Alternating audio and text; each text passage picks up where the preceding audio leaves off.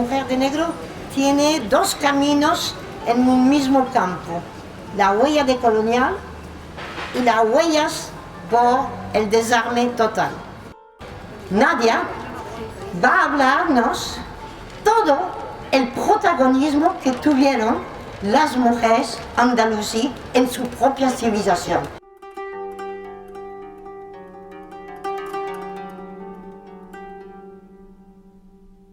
A través de un breve recorrido por la vida de aquellas mujeres nos adentraremos en un paseo por la historia andalusí.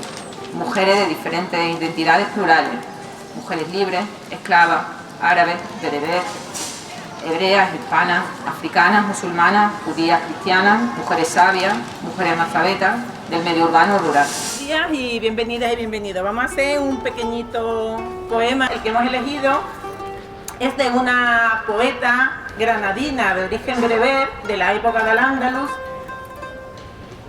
Un visitante llega a tu casa. Su cuello es de gacela, luna creciente sobre la noche. Su mirada tiene el embrujo de Babilonia. Y la saliva de su boca es mejor que la de las hijas de la parra. Sus mejillas afrentan a las rosas y sus dientes confunden a las perlas. ¿Puede pasar con tu permiso o ha de irse por alguna circunstancia? Vámonos.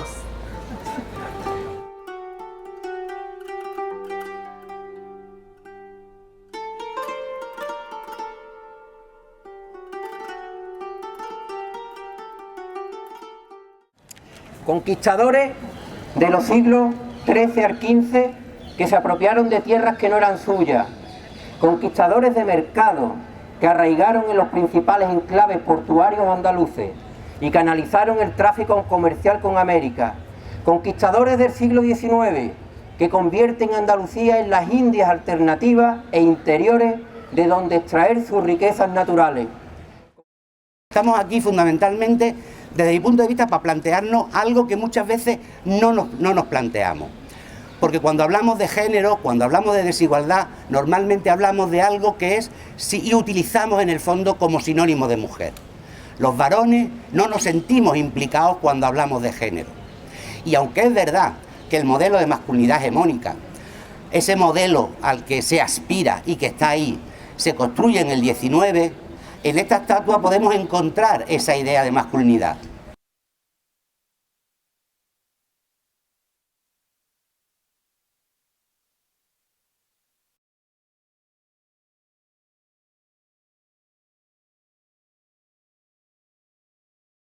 No se habla de la mujer víctima de la Inquisición en el sentido de cómo perseguían su voluntad de autogestión de su vida. Cómo ella, el lesbianismo fue condenado de manera terrible y él con una violencia corporal hacia las mujeres, con violaciones y sobre todo, unas violaciones escondida, evidentemente, eso tampoco se habla claramente, que hay violación sistémica durante la tortura, hasta que mujer se queda embarazada y luego se la guarda hasta que vaya a parir antes de llevarla al quemadero. La Inquisición no se puede conocer solo a través del quemadero. La Inquisición es la persecución diaria contra tu voluntad de ser. Esa es una guerra cultural, colonial, social, contra las identidades que el Estado español actual en la península ibérica seguía con mucha presencia viva de todo su pasado histórico. Yo solamente quiero deciros que tenemos que tener muy presente que todo de lo que venimos hablando no es agua pasada. No solamente hay que revisarlo, sino que tenemos lugares donde sigue dándose un colonialismo brutal. Hay un colonialismo muy actual que todos y todas conocemos, que es el de Palestina.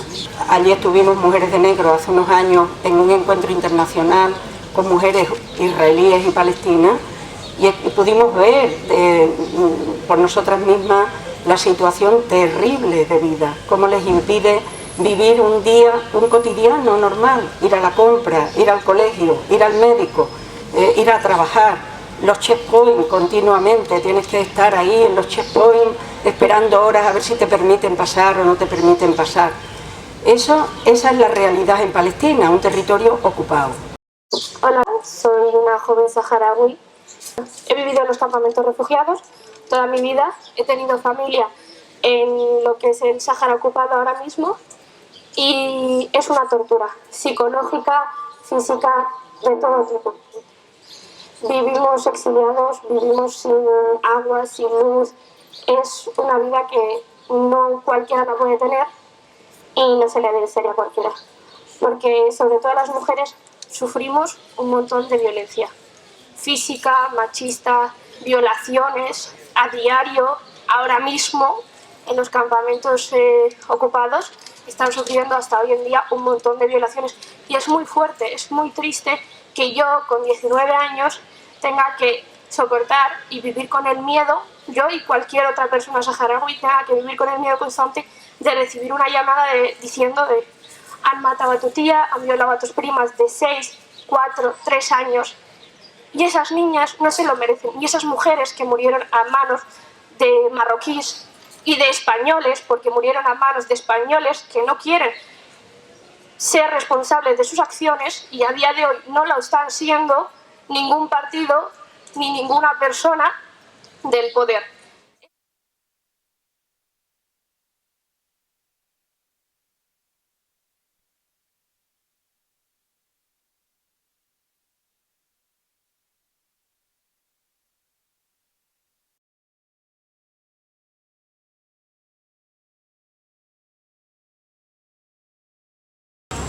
Mi nombre es Hassan Sal y vengo a hablar de nuestro proyecto Sevilla Negra. Es una historia invisible. Entonces, nos ocurrió apropiarnos de esta historia porque es también nuestra historia. Porque la inmensa mayoría de las personas esclavizadas venían del Golfo de Guinea, de donde también somos nosotros. Y sabéis también de qué nos dado cuenta, pues que aquellas personas esclavizadas, aquellas sin derecho, es decir, aquellas sin derecho, eran no solo nuestros paisanos, sino que eran los sin papeles del siglo XVI. La vida a veces tiene esta cosa. Los sin papeles del siglo XXI somos ahora la voz del siglo XVI. Y muchas gracias.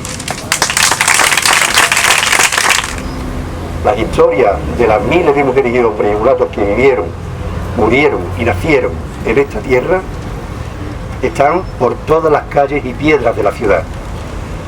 Las historias de ellas, de ellos y las de los negreros y sus propietarios, los negreros que se lucraron traficando con niños, mujeres y hombres africanos. También decían en ese lugar como si no había negros, los maitines no valían nada. Es decir, que los que hacían atractivo que la gente acudiera a las iglesias eran los cantes y bailes que hacían las mulatas, los mulatos, las negras y los negros de esta ciudad. Un aplauso a las mujeres de negro. Sin piedad.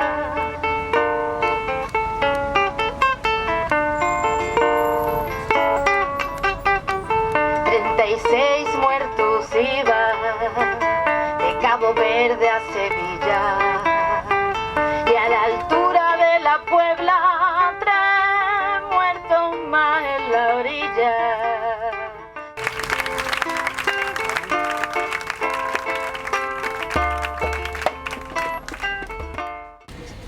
Bueno, estas paradas, el poder colonial en las palabras. Y salvaje también al animal que no está domesticado y vive libre en la naturaleza. Más tarde, salvaje se decía a las personas que pertenecían a sociedades consideradas no civilizadas desde el punto de vista europeo. A mí me toca hablar de la palabra indígena. Indígena, si consultamos el diccionario de María Moliner, que es el que más nos gusta usar, se aplica a los habitantes de un país pertenecientes a la raza propia de él y a sus cosas. Y yo me pregunto, ¿me molesta el velo en las mujeres? ¿Lo veo como que no están muy desarrolladas?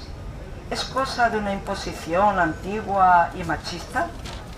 Me contesto que si están aquí, con nosotros, con lo nuestro, pues tendrán que estar en el desarrollo, en la modernidad, deberían integrarse.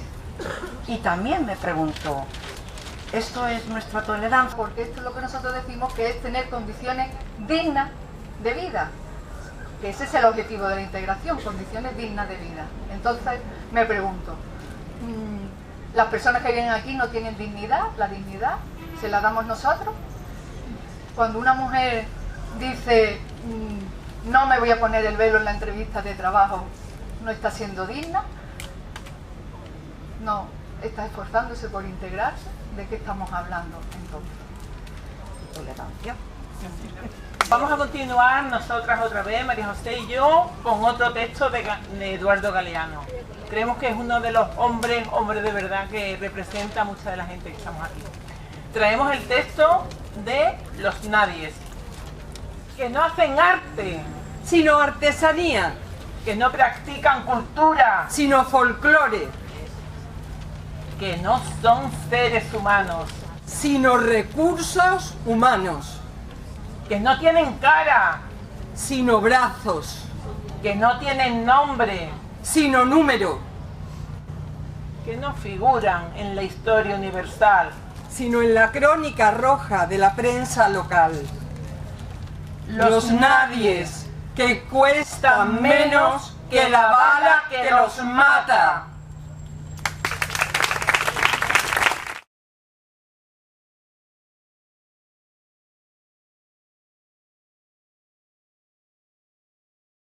Cuestionemos a Bartolomé de las Casas, que hizo un gran papel el hombre, fue uno de los grandes promotores de los derechos humanos cuando incluso todavía no se habían conceptualizado como tal, pero en sus buenas intenciones también arrastró uno de los grandes males que ha cargado la conquista y colonización de América Latina, que ha sido la esclavización. No llamemos más esclavos africanos, por favor.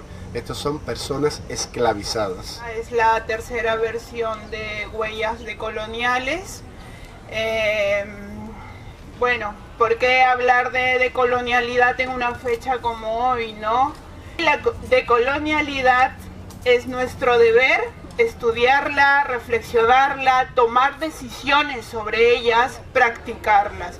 Es importante su debate para nosotras, para todas, para todos. Porque es uno de los conflictos más grandes que tenemos en la modernidad, la colonialidad que sigue vigente y los procesos decoloniales que queremos sacar adelante. Pues sí celebramos las resistencias, las celebramos. La resistencia de 530 años, resistencias aplastadas, violentadas, aniquiladas, pero que nunca fueron aniquiladas del todo. Siempre habían semillas que de tiempo en tiempo germinaban, brotaban de un lado o de otro. En ese encuentro, si hablamos de encuentro de culturas y de pueblos, nos gusta hablar mejor del encuentro de las rebeldías.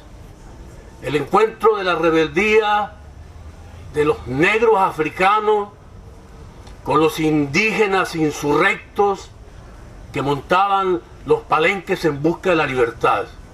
Entonces celebramos todas estas resistencias. No puedo empezar a leer esos escritos sin deciros gracias. Gracias por estar aquí. Gracias por escucharnos, por compartir. Si rastreamos la historia de las independencias, de las luchas por la dignidad, y la libertad de los pueblos africanos desde los años 60. Todos aquellos líderes o presidentes africanos que han reivindicado esos derechos fueron asesinados por gobiernos occidentales, al ser considerado peligroso para sus intereses político-económicos. Sino que creemos que África está poco a poco liberándose del jugo colonial y neocolonial. El camino no es fácil. Hace falta verdaderamente a personas como vosotras, aquí reunidas, que respetan los valores humanos, que se pelean por ellos y creen que juntos lograremos el objetivo por un mundo mejor. Viva el Mali, viva la Sensumisa, gracias. Entonces, os citamos para el próximo 12 de octubre con mucha rebeldía y parece que tenemos ya un tema claro. Muchas gracias a todas